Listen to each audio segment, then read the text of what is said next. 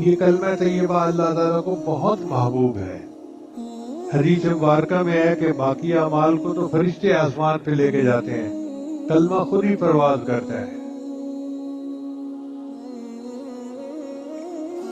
الیہ یصعد الکلم الطیب والعمل الصالح یرفعہ۔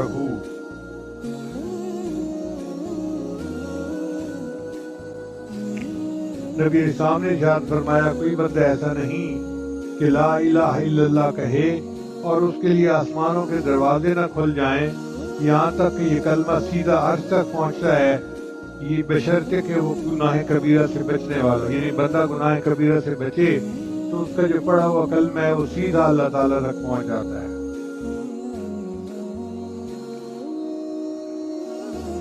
جب بندہ کلمہ طیبہ پڑھتا ہے اللہ تعالیٰ اس بندے کے سب گناہوں کی بخشش فرما دیتے ہیں۔ نبی اسلام نے ارشاد فرمایا کہ عرش کے سامنے نور کا ایک ستون ہے، اے ستون ٹھہر جا۔ وہ عرض کرتا ہے کہ اللہ کیسے ٹھہروں حالانکہ کلمہ طیبہ پڑھنے والے کی ابھی تک مغفرت نہیں ہوئی۔ چنانچہ اللہ تعالیٰ فرماتے ہیں اچھا میں نے اس کی مغفرت کر دی تو وہ ستون ٹھہر جاتا ہے۔ آپ اندازہ لگائیے یہ کتنا اہم کلمہ ہے کہ اس کے پڑھنے پر اللہ تعالیٰ بندے کی گناہوں کی بخشش فرما دیتے ہیں۔ ایک مرتبہ نبی علیہ السلام ایک گھر میں موجود تھے تو آپ نے ارشاد فرمایا کہ اس مجمع میں کوئی غیر مسلم ہے؟ اجنبی سے مراد غیر مسلم تھا کہ کوئی غیر مسلم ہے؟ صحابہ نے عرض کیا کوئی نہیں۔ ارشاد فرمایا کواڑ بند کر دو، دروازہ بند کر دو۔ اس کے بعد ارشاد فرمایا ہاتھ اٹھاؤ اور کہو لا الہ الا اللہ۔ تو سب صحابہ نے ہاتھ اٹھائے اور پڑھا لا الہ الا اللہ، پڑھتے رہے۔ پھر نبی رسول نے فرمایا الحمدللہ، اے اللہ تو نے مجھے وہ کلمہ دے کر بھیجا ہے کہ اس کلمے پر جنت کا وعدہ کیا ہے اور تو وعدہ خلاف نہیں ہے۔ اس کے بعد حضور صلی اللہ علیہ وسلم نے ہم سے ارشاد فرمایا کہ خوش ہو جاؤ اللہ نے تمہاری مغفرت فرما دی۔ نہیں یہ کلمہ اتنا عظیم ہے کہ نبی علیہ السلام نے کلمہ پڑھایا اور پھر خوشخبری دی جنت کی ان سب لوگوں کو۔ کلمہ طیبہ ایمان کی تازگی کا سبب ہے۔ چنانچہ نبی صلی اللہ علیہ وسلم نے فرمایا جددوا ایمانکم، اپنے ایمان کی تجدید، اپنے ایمان کو رینیو کرتے رہا کرو۔ تو صحابہ کہتے ہیں ہم نے کویسچن کیا اے اللہ کے رسول کیف، ہم کیسے کریں؟ فرمایا اکثروا من قول لا الہ الا اللہ، فرمایا کہ تم لا الہ پڑھتے رہا کرو، تمہارا ایمان تجدید یعنی رینیو ہوتا جائے گا، تازہ ہوتا جائے گا۔ تو یہ کلمہ انسان کے ایمان کو تازہ کر دیتا ہے۔ پھر کلمہ طیبہ جنت کی کنجی ہے۔ نبی صلی اللہ علیہ وسلم نے فرمایا مفاتیح الجنت شہادت اللہ الہ الا اللہ، کہ لا الہ الا اللہ کہنا یہ جنت کی کنجی ہے۔ پھر مومن کی زندگی کا اول اور آخر کلمہ طیبہ۔ جب بچہ بولنا شروع کرتا ہے تو اس کو اللہ کا نام کہلوانا چاہیے اور ماں باپ کو چاہیے کہ کلمہ پڑھنا سکھائیں تاکہ زندگی کی ابتدا کلمے سے ہو۔ اسی طرح جب کوئی بندہ دنیا سے فوت ہونے لگتا ہے آخری وقت میں نبی صلی اللہ علیہ وسلم نے فرمایا اس کو کلمہ پڑھاؤ، کلمے کی تلقین کرو۔ اب اگر وہ مرتے وقت بھی کلمہ پڑھ لیتا ہے اور اس نے شروع میں بھی کلمہ پڑھا تھا تو پوری زندگی کے گناہ اللہ اس کی وجہ سے معاف فرما دیتے ہیں، کیونکہ اس نے شروع میں اور آخر میں کلمہ پڑھا ہوتا ہے۔ کہ اللہ تعالیٰ کے حبیب صلی اللہ علیہ وسلم نے ارشاد فرمایا کہ لیس من عبد یقول لا الہ الا اللہ مئۃ مرہ الا بعثہ اللہ تعالی یوم القیامۃ ووجہہ کالقمر لیلۃ البدر، کہ جو بندہ دن میں 100 مرتبہ لا الہ الا اللہ کا ذکر کرتا ہو اللہ تعالیٰ قیامت کے دن اس کو اس حال میں کھڑا کریں گے کہ اس کا چہرہ 14 رات کے چاند کی طرح چمکتا ہوگا۔ آپ اندازہ لگائیے یہ کتنی عظیم عبادت ہے۔ دن میں 100 مرتبہ پڑھنا تو بہت چھوٹا سا عمل ہے۔ ہر نماز کے بعد ہم 20 مرتبہ پڑھنے کا اگر معمول بنا لیں تو بھی 100 مرتبہ ہو سکتا ہے، یا صبح و شام میں کوئی وقت نکال کے 100 مرتبہ پڑھ لیں، یا دفتر آتے جاتے گاڑی میں بیٹھے ہوئے 100 مرتبہ پڑھنے کا معمول بنا لیں تو ہمارا چہرہ قیامت کے دن 14 رات کے چاند کی طرح منور ہوگا۔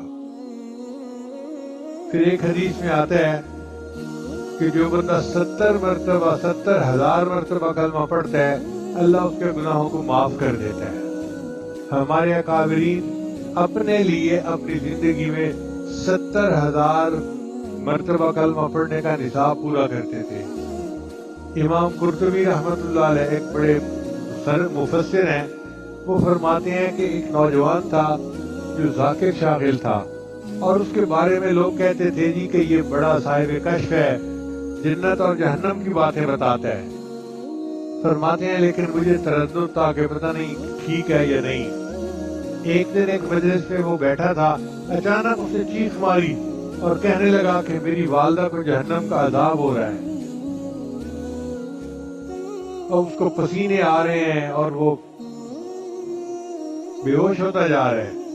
امام قرطبی فرماتے ہیں میں نے اپنے دل میں سوچا کہ میں نے 70,000 مرتبہ کلمے کا نصاب کئی مرتبہ پڑھا ہے، اگر میں ایک نصاب اس کی والدہ کو بخش دوں تو میرا تو نقصان نہیں، اس کی والدہ کا فائدہ ہو جائے گا۔ فرماتے ہیں کہ میں نے اپنے دل میں نیت کر لی، اور میرے سوا اور اللہ کے سوا کوئی نہیں جانتا تھا کہ میں نے یہ عمل کیا۔ جیسے ہی میں نے 70,000 والا نصاب اس کی والدہ کو بخشا، وہ ٹھیک ہو کے بیٹھ گیا اور کہنے لگا اللہ نے میری والدہ کے عذاب کو ختم کر دیا اور اس کو جنت عطا فرما دی۔ امام قرطبی رحمۃ اللہ فرماتے ہیں اس سے مجھے 2 فائدے ہوئے۔ ایک تو 70,000 مرتبہ کلمہ پڑھنے پر بخشش کا جو خوشخبری ہے اس کا یقین ہو گیا، اور دوسرا یہ یقین ہو گیا کہ یہ نوجوان جھوٹا نہیں، یہ نوجوان سچا ہے۔ کلمہ طیبہ اللہ کے عذاب سے امن ہے۔ چنانچہ رسول نے حضرت جبرائیل علیہ السلام سے نقل فرمایا کہ اللہ تعالیٰ کا ارشاد ہے کہ میں ہی اللہ ہوں، میرے سوا کوئی معبود نہیں، لہذا میری ہی عبادت کیا کرو۔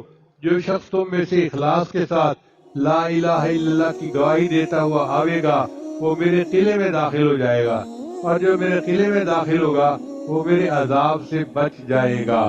تو لا الہ الا اللہ کا پڑھنا اللہ تعالیٰ کے عذاب سے بندے کو بچا دیتا ہے۔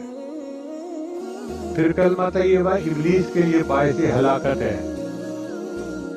حدیث مبارکہ میں ہے کہ ابلیس نے کہا اہلکت الناس بالذنوب، میں نے لوگوں کو گناہوں کے ذریعے سے ہلاک کیا، وَأَهْلَكُونِي بِلَا إِلَهَ إِلَّا اللَّهِ وَالْإِسْتِغْفَارِ، انہوں نے مجھے لا الہ الا اللہ پڑھ کر اور استغفار پڑھ کر انہوں نے مجھے ہلاک کر دیا۔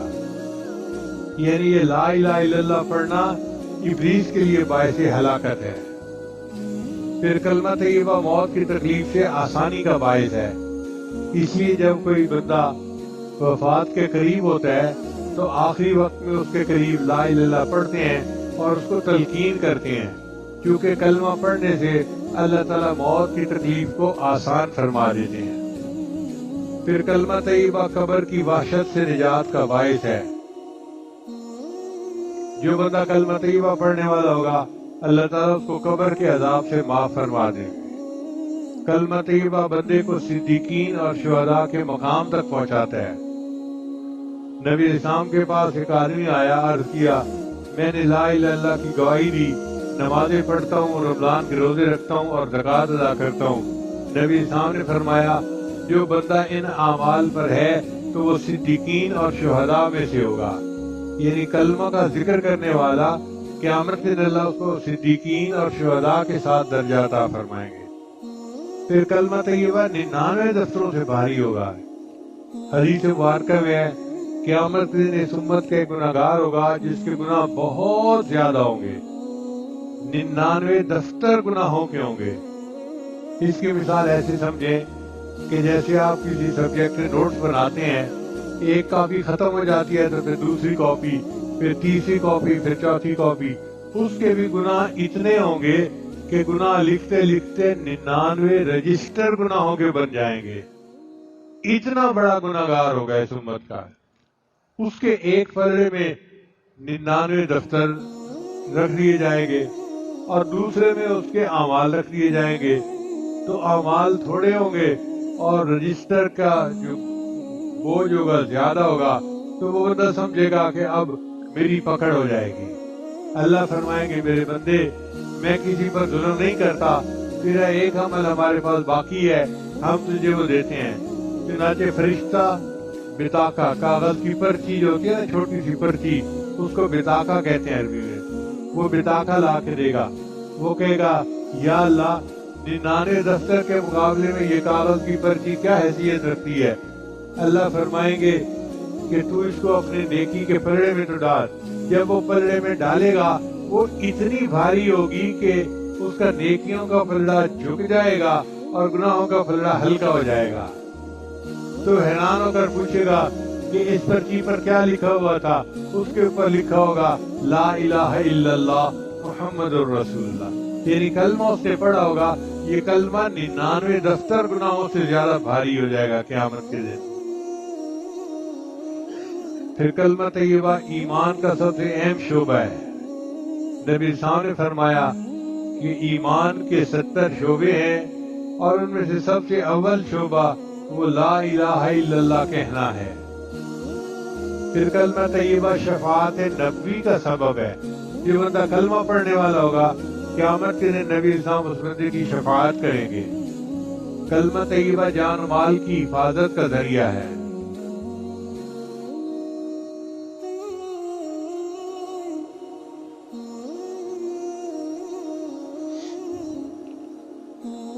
حدیث مبارکہ میں آتا ہے کہ ایک مرتبہ نبی علیہ السلام کا پتہ نہیں چل رہا تھا کہ محبوب علیہ السلام گھر میں ہیں یا کہیں باہر ہیں۔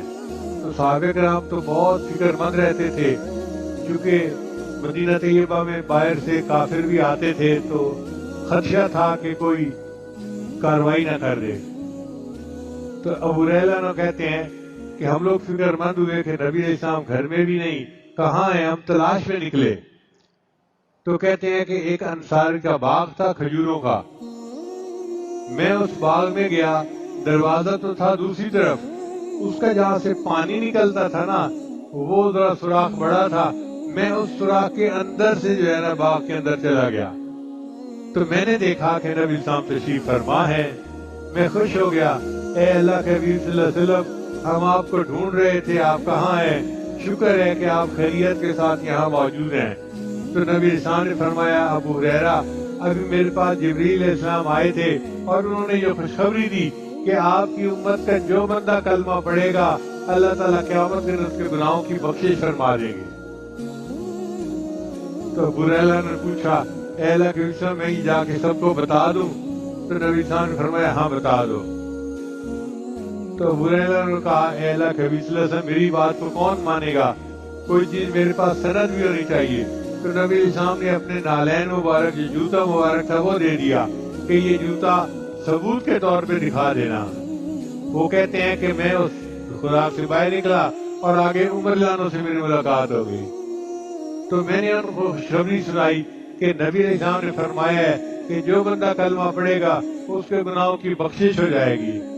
عمر لانوں نے مجھے دھکا دیا اور کہا کہ چلو میں خود بات کرتا ہوں نبی علیہ السلام سے۔ چنانچہ یہ دونوں حضرات نبی علیہ السلام کی خدمت میں پیش ہوئے تو عمر لانوں نے پوچھا اے اللہ کے حبیب صلی اللہ علیہ وسلم، آپ نے یہ ارشاد فرمایا ہے؟ نبی علیہ السلام نے فرمایا ہاں میں نے یہ کہا ہے۔ تو عمر لانوں نے کہا اے اللہ کے حبیب صلی اللہ علیہ وسلم، میرا مشورہ یہ ہے اس بات کو عام نہ کیجئے ورنہ لوگ گناہوں پہ جرأت کرنے لگ جائیں گے کہ جب کلمہ گو ہیں تو گناہ تو معافی ہو جانی ہے، اب کرو جو گناہ کرتے ہیں۔ دانائی یہ ہے، حکمت یہ ہے کہ نہ کیجئے۔ تو نبی اسلام خاموش ہو گئے۔ تو خاموشی اپنی جگہ، مگر خوشخبری تو امت کو مل گئی نا کہ کلمہ پڑھنے پر اللہ تعالیٰ بندے کے سب گناہوں کو معاف فرما دیتے ہیں۔ امام ربانی مجدد ثانی رحمۃ اللہ نے اپنے مکتوبات میں عجیب بات لکھی ہے، فرماتے ہیں اس امت میں بڑے بڑے گناہگار گزرے ہیں، یعنی انسانیت میں بڑے بڑے گناہگار گزرے ہیں۔ فرعون، حامان، نمرود، یہ بڑے بڑے گناہگار تھے جنہوں نے خدائی کے دعوے کیے تھے۔ فرماتے ہیں کہ اگر ان تمام گناہگاروں کی ایک مرتبہ کلمہ پڑھنے پر بخشش کر دی جائے تو اس کی بھی گنجائش موجود ہے۔ اگر ساری مخلوق کے گناہوں کی اللہ تعالیٰ ایک مرتبہ کلمہ پڑھنے پر بخشش فرما دے تو اس کی بھی گنجائش موجود ہے۔ اب آپ اندازہ کیجئے یہ کلمہ کتنا عظیم الشان ہے کہ ایک مرتبہ پڑھنے پر اتنے بڑے بڑے گناہگاروں کی بھی بخشش ہو سکتی ہے۔ لہذا دعا ہے کہ اللہ تعالی ہمیں اس کلمے کی کثرت کے ساتھ جو ہے یاد کرنے کی توفیق عطا فرمائے، ہم تنہائی میں بیٹھ کے اپنے اللہ کو یاد کیا کریں۔ اب جو سالکین سلوک طے کرنے کے لیے یہاں آئے ہوئے ہیں وہ بھی ایک بات غور سے سن لیں کہ اس کلمے کا اصل مطلب کیا ہے۔ لا الہ الا اللہ محمد الرسول اللہ، مخلوق سے کٹو اللہ سے جڑو، مخلوق سے کٹو اللہ سے جڑو، پھر اللہ کی نسبت سے مخلوق سے جڑو۔ اس میں لا الہ جو ہے اس میں فنا ہے، سیر اللہ جس کو کہتے ہیں۔ جب بندے نے لا الہ کا اپنی بھی نفی کی، ساری کائنات کی نفی کی، تو اس کو فنا کا مقام نصیب ہو گیا۔ جب اس نے الا اللہ کہا تو اس کو فنا فی اللہ اور بقا باللہ نصیب ہو گیا۔ پھر جب اس نے محمد الرسول اللہ کہا تو فنا جو سیر فی الاشیاء ہے کہ اس دنیا میں آ کر نبی اسلام کی سنت کے مطابق زندگی گزارنا، یہ مقام اس کو حاصل ہو گیا۔ تو ایک کلمے کے اوپر چاروں سیریں مکمل ہو جاتی ہیں اور بندے کو اللہ کا وصل حاصل ہو جاتا ہے۔ تو دعا ہے کہ اللہ تعالی ہم عاجز مسکینوں کو اس کلمے کا ورد کثرت کے ساتھ کرنے کی توفیق عطا فرمائے، اور تنہائی ہو اور انسان خاموشی سے بیٹھ کے اپنے اللہ کو یاد کر رہا ہو، لا الہ الا اللہ کی ضربیں لگا رہا ہو اور اپنے دل کو روشن کر رہا ہو۔ مرد بھی یہ کلمہ کثرت کے ساتھ پڑھے، خواتین بھی اپنے گھروں میں یہ کلمہ کثرت کے ساتھ پڑھیں، اپنے گھروں کو لا الہ الا اللہ کے ذکر سے منور کریں تاکہ نفس اور شیطان کے مکر و فریب سے ہم محفوظ ہو جائیں، اور اللہ تعالیٰ قیامت کے دن روشن چہرے کے ساتھ ہمیں کھڑا کرے اور قیامت کے دن اللہ بخشش فرمائے۔ اسی ایک حدیث مبارکہ میں آتا ہے کہ قیامت کے دن اللہ تعالیٰ فرشتوں کو کہیں گے کہ میرے بندوں سے حقوق العباد کا حساب پہلے لو، بندوں کے حقوق کا حساب پہلے لو۔ تو بندوں کے حقوق کا حساب لیا جائے گا۔ جب بندوں کے حقوق ہو جائیں گے تو اللہ تعالیٰ فرمائیں گے اب کیا بچا؟ فرشتے کہیں گے اللہ اب صرف تیرا حق باقی ہے۔ اللہ فرمائیں گے مجھے اپنے ان بندوں سے حساب لیتے حیا آتی ہے، جس نے بھی کلمہ پڑھا اس کو کہو کہ وہ جنت میں داخل ہو جائے۔ ربما یود الذین کفروا لو کانوا مسلمین، یہ وہ وقت ہوگا جب کافر بھی تمنا کریں گے کاش ہم نے بھی کلمہ پڑھا ہوتا۔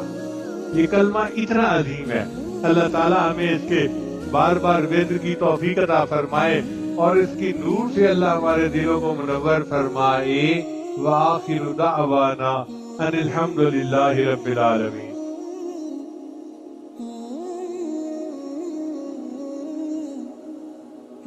بہت سارے احباب دور قریب سے بیت کے لیے اور تجدید بیت کے لیے آئے ہیں، یہ عاجز کلمات پڑھا دے گا۔ جو کلمات یہ عاجز پڑھے پیچھے پیچھے پڑھتے جائیے۔ پڑھیے بسم اللہ الرحمن الرحیم، لا الہ الا اللہ محمد الرسول اللہ،